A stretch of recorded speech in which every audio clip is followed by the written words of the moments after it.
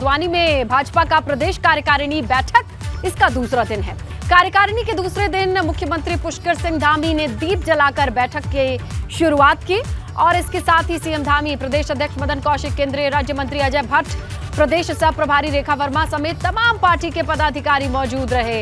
इसके साथ ही सांसद रमेश पोखरियाल निशंक, विजय बहुगुणा, तीरथ सिंह रावत भी कार्य समिति की बैठक में मौजूद रहे।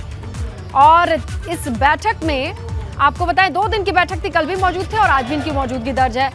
इनके लगातार बैठक चल रही है क्योंकि आगामी निकाय, पंचायत, लोकसभा चुनाव को लेकर मंथन हो रही है।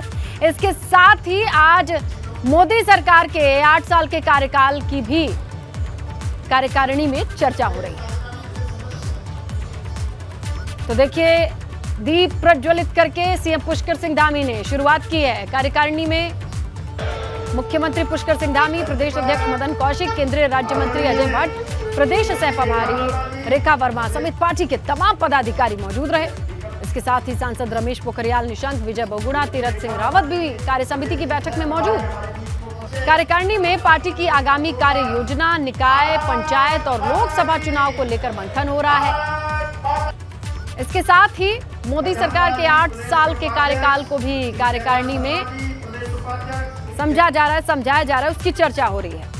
उद्घाटन सत्र होगा, समापन सत्र होगा, बीच में एक राजनीतिक प्रस्ताव आएगा और उसके बाद मोदी सरकार के जो पखवाड़े में हम लोग आज 8 साल की उपलब्धि है उसके संबंध में एक सत्र होने वाला है। तो कुल मिलाकर जो हमारा होगा वो 4 सत्रों में होगा।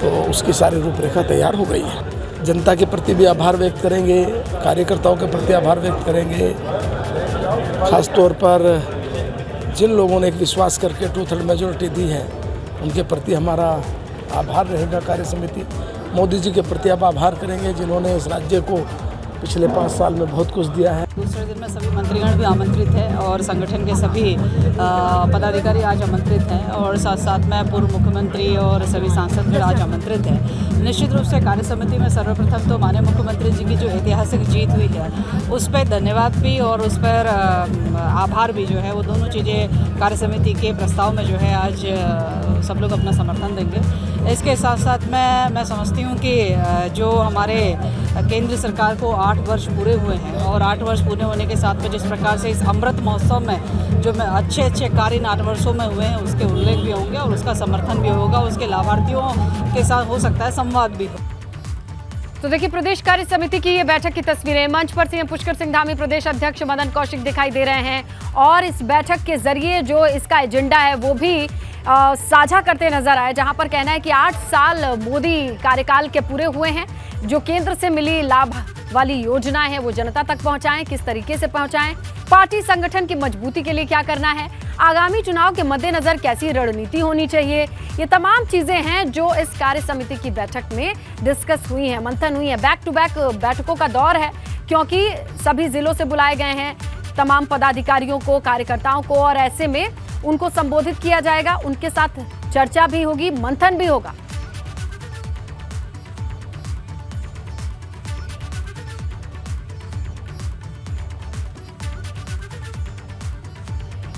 चलिए, आपको सीधे लिए चलते हैं हमारे सहयोगी विनोद के पास, जहां वो इस वक्त मौजूद हैं और उनके साथ खास मेहमान भी हैं, उनसे भी वो मिलवाएंगे, बातचीत करवाएंगे। जी विनोद। बिल्कुल सैनलता, देखिए अभी भारतीय जनता पार्टी की कार्य समिति की बैठक अभी चल रही है। दूसरे सत्र का आयोजन अभी चल रहा है और पहले सत्र का आयोजन मुख्यमंत्री पुष्कर सिंह धामी ने उनकी शुरुआत की थी और जो उसी बैठक में हिस्सा रहे हैं हरिद्वार से सांसद है, पूर्व केंद्रीय मंत्री हैं रमेश पोखरियाल निशंक जी हैं, उनसे बातचीत करेंगे। सर, आज की बड़े दिनों बाद में महत्वपूर्ण कार्य समिति की बैठक भारतीय जनता पार्टी की है। सर, किस तरीके की अभी चर्चा और तमाम जो अग्रिम एजेंडे हैं किस तरह से रहे? कोरोना काल के बाद ये भारतीय जनता पार्टी की 1.5 साल में पहली इस ढंग की बड़ी बैठक हो रही है, तो स्वाभाविक ही है। इस बैठक में लोगों में उत्साह है क्योंकि एक और मोदी जी के 8 वर्ष पूरे हो रहे हैं, उनके सुशासन के, सेवा के, समर्पण के और गरीब कल्याण के और देश को दुनिया के शिखर पर पहुंचाने की ऐसी ऐतिहासिक यात्रा के। और दूसरी ओर हमारे प्रदेश के लोकप्रिय मुख्यमंत्री एक रिकॉर्ड तोड़ मतों से जीत करके आए हैं और हमारी गवर्नमेंट 47 सीटों को लेकर भारतीय जनता पार्टी ने यहाँ पर अपनी सरकार को बनाया। मैं समझता हूँ कि ये कार्य समिति कई दृष्टि से बहुत महत्वपूर्ण होगी, जहाँ केंद्र और राज्य सरकारों की लोकप्रिय योजनाओं को, गरीब कल्याण की योजनाओं को अंतिम छोर तक के व्यक्ति तक पहुंचाने का मिशन होगा। वहीं 2024 के लिए सब लोग एकजुट होकर के एक तरफा कैसे करके हम प्रधानमंत्री जी को ये विश्वास दिलाएंगे कि हाँ, जो 2014 में वोट मिला वो उससे बढ़ करके 2019 में मिला और अब 2024 में उत्तराखंड एक तरफा मतदान करेगा उनके नेतृत्व के लिए। तो मैं समझता हूँ कि कार्यकर्ताओं में बहुत उत्साह है, उमंग है और ये अच्छा अवसर है जबकि हमको प्रदेश के अंतिम छोर के अंतिम व्यक्ति तक पहुँचना है। सर, निकाय चुनाव है, पंचायत है, फिर उसके बाद में 2024 में लोकसभा इलेक्शन है, उसको लेकर ये पूरी मैराथन देखी जा रही है और ये भी भारतीय जनता पार्टी मान चुकी है कि जिस बूथ पर कमजोरी रही है उसको मजबूत करने की कोशिश रही होगी इस बैठक में। हाँ, स्वाभाविक है। देखिए, पहले तो भारतीय जनता पार्टी केवल चुनाव लड़ते समय ही काम नहीं करते, 24 घंटे हम लोग काम करते हैं। तो हमारा मकसद ये है कि हर बूथ तक केंद्र और राज्य की योजनाओं को हम लेकर के जाएं, लोगों को ये भरोसा दिलाएं कि 2013-14 से पहले क्या था और अब क्या है, तो देश तब कहाँ था, वो कहाँ थे, गरीब किधर खड़ा था और आज कहाँ पर आकर के उसको कितनी योजनाओं का लाभ मिल रहा है। तो ये अभियान के तहत निश्चित रूप में ये आगे बढ़ रहा है और बहुत उत्साह है। अब बीजेपी के अलावा कोई दूसरी पार्टी दिखेगी नहीं, देश के अंदर भी नहीं दिखेगी, उत्तराखंड में तो है ही नहीं। लास्ट सवाल ये है कि धामी सरकार के अगले जो 100 दिन पूरे होंगे उसको लेकर भी कार्यक्रम तय किए गए हैं, किस तरीके के कार्यक्रम? वो अभी अध्यक्ष जी घोषित करेंगे, लेकिन जो सरकार के 100 दिन होंगे वो बहुत उत्साहपूर्वक होंगे और उसमें तमाम कार्यक्रमों के माध्यम से हम आम जनता तक पहुंचेंगे। स्नेहलता, देखिए अभी कार्य समिति की बैठक चल रही है और जिस तरह से मोदी सरकार के 8 साल पूरे हुए हैं, उनकी उपलब्धि और कामकाज को लेकर भारतीय जनता पार्टी एक विशेष अभियान चला रही है। इसके अलावा धामी सरकार के 100 दिन जैसे ही पूरे होंगे उसको लेकर भी कार्यक्रम तय कर दिए गए हैं। उसके बाद में जिला मंडल हो, जिला स्तरीय जो समिति है उनकी बैठकें होंगी, तमाम कार्यक्रम यहाँ पर तय कर दिए गए हैं। और इसके अलावा 12 जून तक 4 जिलों में बड़ी रैलियाँ भारतीय जनता पार्टी की ओर से की जाएगी। तमाम उपलब्धियों को लेकर राज्य सरकार की हो या केंद्र सरकार की हो, ये तमाम एजेंडे इस कार्य की समिति में सेट किए गए हैं और ये भी बहुत महत्वपूर्ण माना जा रहा है कि जिस तरह से विधानसभा इलेक्शन हुए हैं और भारतीय जनता पार्टी में आगे बढ़ेगा, क्या क्या करेगा, ये तमाम जिम्मेदारी जवाबदेही भी तय होगी। देखते हैं क्या अपडेट आती है। विनोद, हम आपके जरिए दर्शकों तक पहुंचाएंगे। फिलहाल की जानकारी के लिए शुक्रिया। आगे बढ़ेंगे, रुद्रपुर से खबर है जहां बड़े सड़क हादसा की खबर मिल रही है। बाइक सवार 2 युवकों की मौत हुई है। फैक्ट्री से ड्यूटी के बाद घर की तरफ बढ़ रहे थे दोनों युवक और ट्रक से बाइक सवार युवकों की ये टक्कर हुई है, जिसमें 2 युवक की दर्दनाक मौत की खबर मिल रही है। फैक्ट्री से ड्यूटी के बाद घर की ओर रवाना हुए थे। रुद्रपुर में बड़ा सड़क हादसा, हादसे में 2 बाइक सवार युवकों की जान गई है। फैक्ट्री से ड्यूटी के बाद लौट रहे थे घर की तरफ, ट्रक से टक्कर हुई है बाइक की और बाइक पर सवार दोनों युवक की मौत हो गई।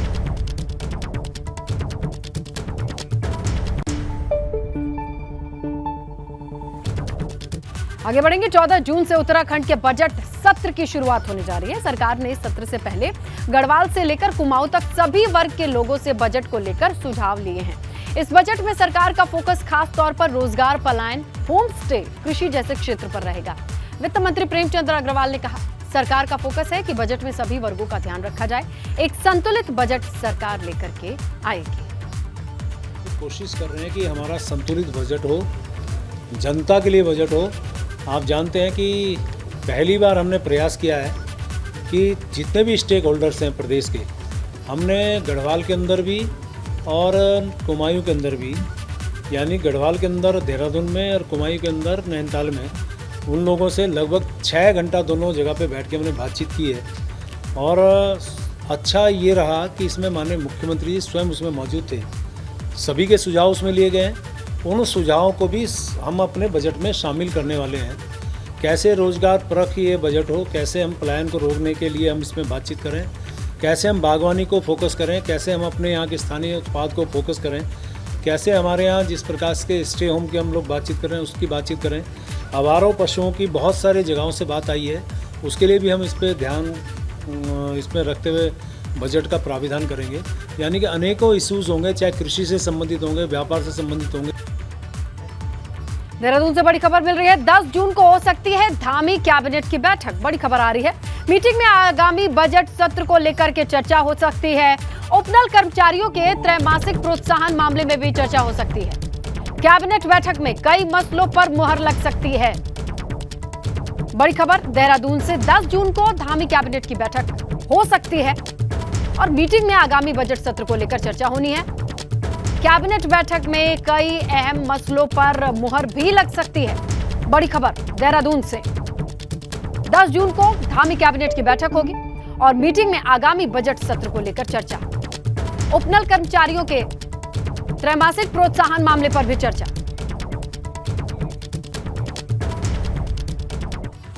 आगे बढ़ते हैं। सीएम पुष्कर सिंह धामी न सिर्फ खुद व्यायाम और योगा करते हैं बल्कि वो लोगों को भी इसके लिए प्रेरित करते नजर आए हैं।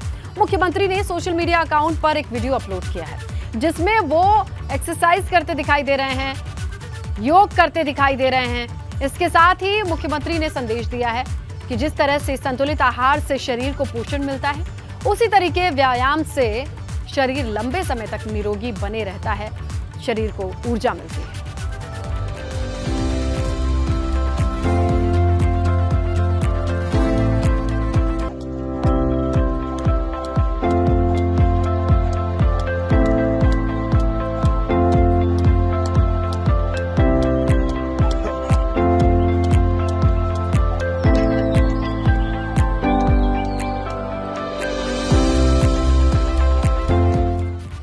बड़ी खबर लखनऊ से मिल रही है। सपा के 4 एमएलसी प्रत्याशियों का नामांकन सोबरन सिंह यादव ने नहीं किया है नामांकन। बड़ी खबर है, सोबरन के बेटे मुकुल यादव ने नामांकन किया है। सपा से स्वामी प्रसाद मौर्य ने नामांकन किया है। शहनवाज आलम और जास्मीन अंसारी ने नामांकन किया है। लीजिए, सस्पेंस से पर्दा उठ गया। सपा की ओर से नामांकन की यह खबर आई है। लखनऊ से सपा के 4 एमएलसी प्रत्याशियों का नामांकन सोबरन सिंह ने नहीं किया है नामांकन, इनके बेटे मुकुल यादव ने किया है। सपा से स्वामी प्रसाद मौर्य ने नामांकन किया है। शहनवाज आलम और जास्मीन अंसारी ये 2 नाम हैं जिन्होंने नामांकन किया है। आपको पता है बीजेपी ने आज ही 9 उम्मीदवारों के नाम की घोषणा की और देखिए नामांकन की खबर आ रही है सपा की ओर से। चलिए इनकी डिटेल लेते हैं हमारे सहयोगी अनुभव से। अनुभव, क्या जानकारी मिल रही है, क्या क्या प्रोफाइल है इन लोगों के बारे में बताइए। नामांकन हो चुका है इनका? देखिए, बिल्कुल अभी नामांकन हो रहा है और अखिलेश यादव भी मौजूद है। 4 जो उम्मीदवार है पार्टी के वो तो मौजूद ही हैं, तमाम विधायक यहाँ मौजूद है। हाँ, ये जरूर है कि सोबरन यादव ने नामांकन नहीं किया और उनकी जगह उनके मुकुल नाम है और मुकुल ने यहाँ पर नामांकन किया है।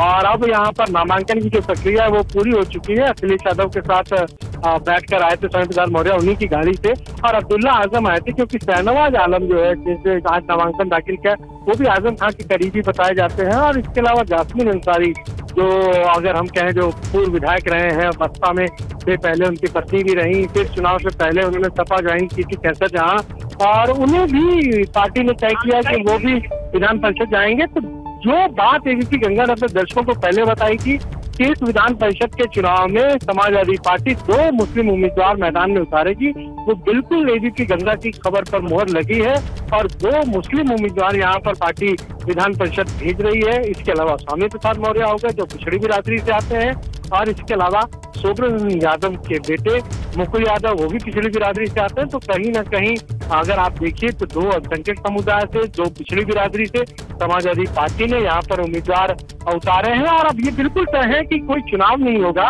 विधान परिषद के लिए और निर्विरोध निर्वाचन यहाँ हो जाएगा। बिल्कुल, तो 4 एमएलसी प्रत्याशियों का नामांकन और निर्विरोध निर्वाचन का रास्ता बिल्कुल साफ है संख्या बल के हिसाब से। और ये जो नाम है, ये प्रोफाइल है, ये देखना और समझना जरूरी है। सपा से स्वामी प्रसाद मौर्य ने नामांकन किया है। शहनवाज आलम और जास्मीन अंसारी के नामांकन की भी खबर आ रही है। शुक्रिया अनुभव जानकारी के लिए। कृषि और सैनिक कल्याण मंत्री गणेश जोशी एक निजी कार्यक्रम में मसूरी पहुंचे और इस दौरान गणेश जोशी ने कहा कि कृषि विभाग में सरकार की तरफ से कई बदलाव किए गए हैं, जिससे न कि कृषि से जुड़े किसानों को फायदा हो रहा है और उनकी आय भी बढ़ रही है और ऐसे में ही प्रयासरत है कि आगे भी किसानों के लिए ऐसी योजनाएं आती रहे। मंत्री नरेंद्र मोदी जी, अपने केंद्रीय कृषि मंत्री आदरणीय तोमर जी और अपने प्रदेश के मुखिया जिन्होंने कल ऐतिहासिक विजय हासिल की है पुष्कर सिंह धामी जी का, कि लगातार वो किसानों को आय को दुगने की बात करने की बात कर रहे हैं। जहां किसान सम्मान निधि के माध्यम से हमने किसानों को मजबूत करने का काम किया है, वहीं प्रदेश के मुख्यमंत्री मैं पुष्कर सिंह धामी जी का आभार व्यक्त करता हूं। 2000 रुपया कृषि के लिए किसान प्रोत्साहन राशि उसको हमने अपने बजट अपने राज्यपाल के वचन में उसको हमने शामिल किया है।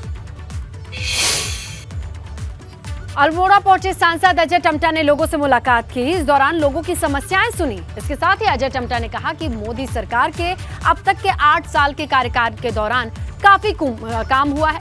टम्टा ने यह भी कहा कि प्रधानमंत्री सड़क योजना के तहत 5000 किलोमीटर सड़कों का निर्माण हुआ है। वहीं ऑल वेदर रोड के तहत टनकपुर लिपुलेख तक सड़क का निर्माण किया गया है। प्रत्येक गांव को जो 150-250 के क्लस्टर वाले गांव थे, लगभग हमने 5000 किलोमीटर की सड़कें गांव के लिए बनाई और वहीं भारतमाला के माध्यम ऑल वेदर के माध्यम से हमने टनकपुर से लेकर के पिथौरागढ़ होते हुए लिपुलेख कैलाश मानसरोवर तक रोड बनाई। मेरा लोकसभा क्षेत्र रेलवे कनेक्टिंग नहीं था, हमने भोजीपुरा, टनकपुर और पीलीभीत को जोड़ने का काम किया, तो टनकपुर से हमारी 6 ट्रेनें चल रही हैं। सर्वे के काम हमारे टनकपुर बागेश्वर के और रामनगर चकुटिया गैरसैंण के, इन कामों में भी हमारी सर्वेक्षण का काम चल रहा है। पौड़ी जिले के सरकारी दफ्तरों में कार्यरत सरकारी कर्मचारी के ड्यूटी के बाद भी ऑफिस में मौजूद रहने पर डीएम ने सख्ती दिखाई। इस पर डीएम ने रोक लगा दी है। दरअसल लोगों ने विधायक राजकुमार पोरी से शिकायत की थी कि जिले में कई सरकारी दफ्तरों में कार्यरत सरकारी कर्मचारी ऑफ ड्यूटी होने के बाद अपने कार्यालय में ही जमे रहते हैं। डीएम की तरफ से आदेश है कि सभी सरकारी कार्यालय में शाम 5 बजे के बाद बहुत जरूरी रहने पर ही रुकें।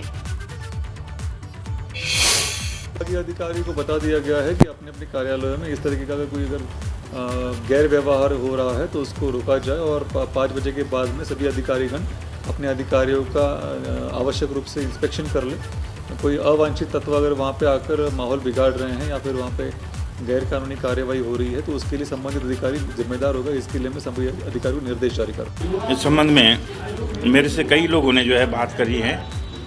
कई लोगों की शिकायत आई कि जितने भी सरकारी ऑफिस हमारे पौड़ी में हैं, चाहे विकास भवन है, वन विभाग का गेस्ट हाउस है, वन विभाग है, PWD है, जितने भी विभाग हैं, यहाँ पर ये पाया गया है कि शाम को जब छुट्टी हो जाती है तो उसके बाद कर्मचारियों के साथ बाहर के लोग भी इन्वॉल्व होकर इकट्ठा होकर वहाँ पर दारू और जुआ नशे का काम होता है। और इस तरह का जो व्यवहार है ये वास्तव में हम लोगों के लिए, सभी के लिए जो है बहुत खराब व्यवहार है और ऐसा नहीं होना चाहिए।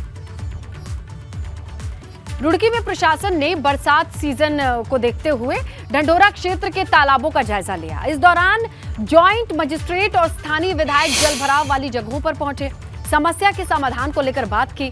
वहीं जॉइंट मजिस्ट्रेट ने कहा कि ढंढेरा अब नगर पंचायत बन चुका है, लेकिन सफाई कर्मियों की कमी की वजह से नालों की सफाई नहीं हो पाई है। लेकिन ढंढेरा क्षेत्र में पानी की निकासी के लिए DPR बनाई गई है, जिसमें PWD और NH सड़कें बन रही हैं और दोनों तरफ नाले भी बनाए जा रहे हैं। तो उम्मीद यही रहेगी कि आने वाले वक्त में जल भराव की स्थिति से लोगों को निजात मिलेगा। अभी जो फैसिलिटी बनी है उसमें इशू ये आ रहा है कि हमारे पास जो सफाई की व्यवस्था है वो काफ़ी अच्छी नहीं है। मौके पे पानी भरने की समस्या है, वो वहाँ काफ़ी समय से चल रही है।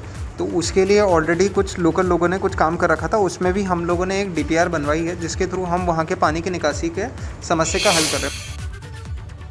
और देखिए, गर्मी बढ़ने के साथ ही पिथौरागढ़ के सरकारी अस्पतालों में मरीजों की संख्या लगातार बढ़ रही है। जिला अस्पताल में मरीजों की भीड़ बढ़ने लगी है। डायरिया, पीलिया, टाइफाइड के जो मरीज हैं, इनके संख्या में इजाफा है। सीजनल बीमारियों की चपेट में छोटे बच्चे भी आ रहे हैं, जिसमें बुखार, जुकाम और गले की खराश की समस्या आम बताई जा रही है। गर्मी बढ़ने के साथ साथ कुछ बीमारियाँ ज़्यादा बढ़ गई हैं, जैसे टाइफाइड है, पीलिया और डायरिया। 3 चीज़ों में काफ़ी ज़बरदस्त तो आ ही रहे। ये 3 टाइप के केस काफ़ी बड़े हैं इसके। लगभग पर डे कितने मरीज पहुँच रहे हैं? पर डे टाइफाइड के मेरे पास कम से कम 10-12 टाइफाइड के, 5-7 पीलिया के और लगभग इतने डायरिया के उल्टे दस्त के। कोरोना के बाद अब चिकन पॉक्स ने चिंता बढ़ा दी है। अल्मोड़ा जिले में पिछले 1 महीने के भीतर 17 से अधिक मामले सामने आए। चिकन पॉक्स के 10 से अधिक केस जिला अस्पताल के हैं। इसके बाद स्वास्थ्य विभाग में हड़कंप मचा हुआ है। तो आपको बताएं, चिकित्सालय में जितने भी मरीज चिकन पॉक्स के आ रहे हैं उनके लिए हमारे यहाँ पर्याप्त मात्रा में दवाइयाँ हैं। Antibiotic, antiviral, paracetamol, anti allergic, हम सब दवाइयाँ जो है हमारे यहाँ पर्याप्त मात्रा में उपलब्ध हैं और पेशेंट को सलाह दी जा रही है कि साफ़ सफाई का ध्यान रखें, खाने पीने में परहेज करें, खाना हल्का उबला हुआ खाएं। देखिए, नैनीताल के मुक्तेश्वर के शीतला में गांव का रास्ता बंद करके बनाए जा रहे कलवट का ग्रामीणों ने विरोध किया है। ग्रामीणों ने PMGSY के अधिशासी अधिकारी को पत्र लिख करके अपनी नाराजगी जाहिर की है। आरोप यह है कि कलवट गांव को जाने वाले ये रास्ते हैं और इसे ही काट करके ये रास्ता बनाया जा रहा है। ग्रामीणों का रास्ता इसके बनने से बाधित हो जाएगा।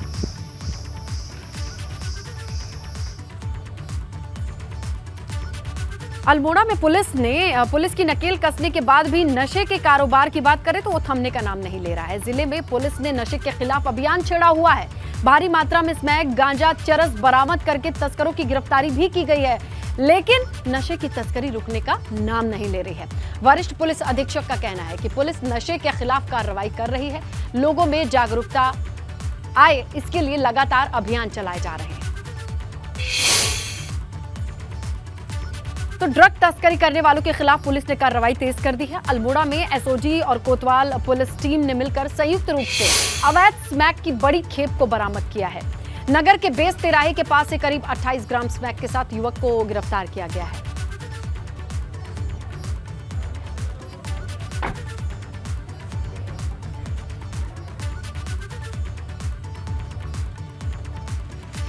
और उत्तरकाशी में गंगोत्री नेशनल हाईवे पर पुलिस ने इंसानियत की मिसाल पेश की है। दरअसल पुलिस ने सड़क किनारे बेहोश हालत में पड़े एक हिरण को पहले तो पानी पिलाया, फिर उसे वन विभाग तक पहुंचाया। देखिए, ये जो मौसम है बेजुबानों के लिए भी उतना ही खतरनाक है। ऐसे में इनकी सुध लेने वाला कोई नहीं है। लेकिन गंगोत्री नेशनल हाईवे पर एक तस्वीर सामने आई। पुलिस ने बेहोश हिरण को देखा, पहले कोशिश की उसे पानी दे करके होश में लाया जाए, लेकिन उसकी तबीयत ठीक नहीं थी तो उसे अस्पताल तक पहुंचाया, जहां वेटनरी डॉक्टर्स ने उसे देखा।